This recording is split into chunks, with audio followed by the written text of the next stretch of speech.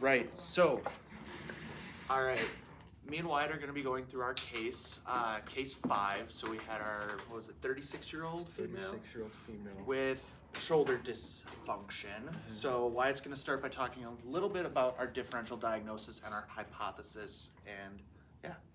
Okay, so the 3 things we kind of talked about was our primary hypothesis being impingement syndrome. And then our second one, we kind of went back and forth. But after a little more research, we kind of almost convinced ourselves of this, maybe adhesive capsulitis, kind of just based off the capsular pattern of what we were looking at here. But we leaned more towards the impingement symptoms, or impingement based off of the symptoms that we found, which is the reaching behind the back, the reaching overhead, and the cleaning tasks. We also talked a little bit about biceps tendinopathy, but not as much there that suggests that as much as impingement syndrome.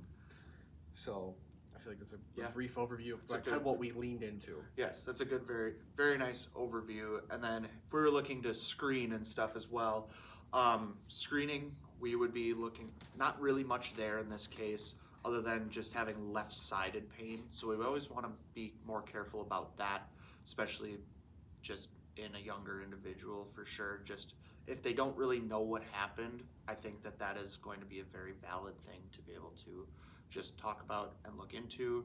We also talked about how no really neurological symptoms at all. We would want to do vitals for sure, just based on where the pain is, presentation-wise. We'd want to look into their medical history a little bit more in terms of medications, as well as potentially a DVT. I think that women also can have slight differences in blood counts as well, being more anemic or iron-based, different things. So could have a bit of thrombocytopenia potentially. Just want to be able to understand if potentially that's going on. We want to be able to screen out using the Wells criteria, be able to understand if that's going on. Then going into a couple things. So I think that we're going to go skip to patient education after what we've been kind of looking at. So Wyatt will talk through that. Yeah, I kind of wrote it as a brief narrative. So with the symptoms that we found, we're obviously leaning more towards impingement syndrome. And the way you kind of explain that to the patient would just be, based on what we found, your symptoms are really, or your P1 comes whenever you're lifting above your head or behind your back, and that comes from the compression in that joint space in your shoulder. And this has a really good prognosis when it comes to conservative management or physical therapy. So what I would like to do with you is I would like to see you 3 times a week for 4 to 6 weeks. And I really want to work on mobilization and just get that shoulder moving, but also work on strengthening the scapular muscles and your shoulder muscles. Other things that I would like for you to do, if you can, is try to decrease the amount of weight that you're lifting. And also just maybe try not to reach above your head as many times. I know that's possible, way easier said than done. And then if you start to have more of that, an increase in pain, I know you mentioned that was dull and aching, you can try to put some heat on it. And then I think that's pretty much comprehensive what we talked about. Yeah, I think another thing that I would add is just like throughout the process, let's just continue to tell the patient that some pain is going to be okay with this. Like if you have muscular pain from soreness and stuff, that's obviously different than their P1. We want to make sure that they understand that there are differences in pain and the different causes of their pain.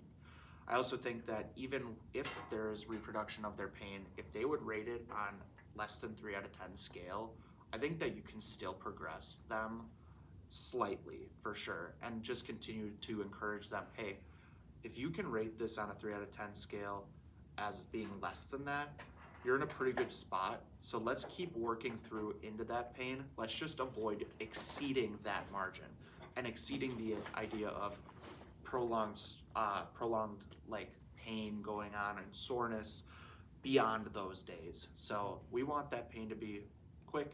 We want it to be able to be relieved very easily. And yeah. So now I think that let's turn to interventions. So I can demonstrate a couple of them. So with impingement, we can use joint mobilization as a way of pain reduction, as well as increased range of motion. We could do contract relax for sure with these and sort of like PNF patterns as well.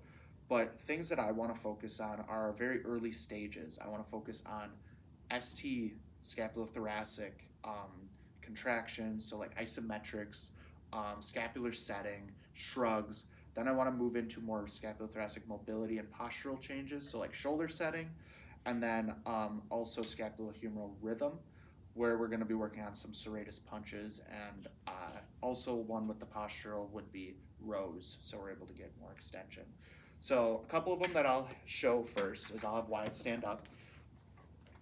We have simple shoulder shrugs, so I would have the patient shrug up his shoulders. I'll have him hold there for about 3 seconds. Then I'll have him drop back down, nice and slow and controlled, and we would do that repetitively for about 2 to 3 sets of 12 reps, and then with those 3-second holds or to tolerance, so we can progress and regress that. Then what we can do is also, Wyatt, if you turn kind of to the side, we can also work to have them pinch their shoulders in. Let's actually have you go complete. Yes, that'd be great. So I'm going to put my hand here as a target, and Wyatt's going to try and bring his shoulders back and pinch right in between there, holding again for 3 seconds, and then relax. That's just going to continue to work on like an isometric strength where we're able to hold, contract, and then relax.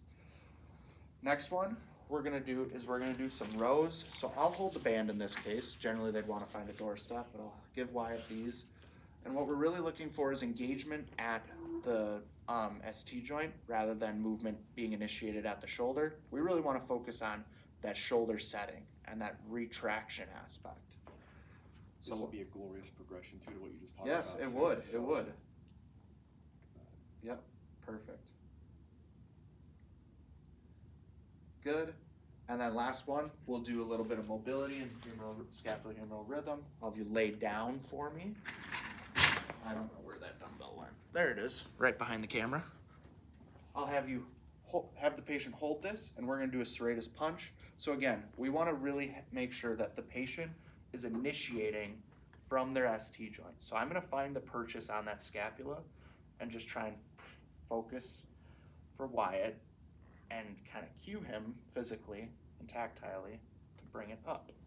And then once he has the rhythm of it, we'll have him continue to go on. Perfect. And you would generally start at about you'd start at no weight for a patient like this, just to make sure that they can get the rhythm right, and then you can progress further. Anything else that we wanted to go over? I think that was good. You talked about progressions too, which is very Perfect. important for this patient. So For sure. yeah, I think we hit what we Awesome. needed to. Alrighty, thank you.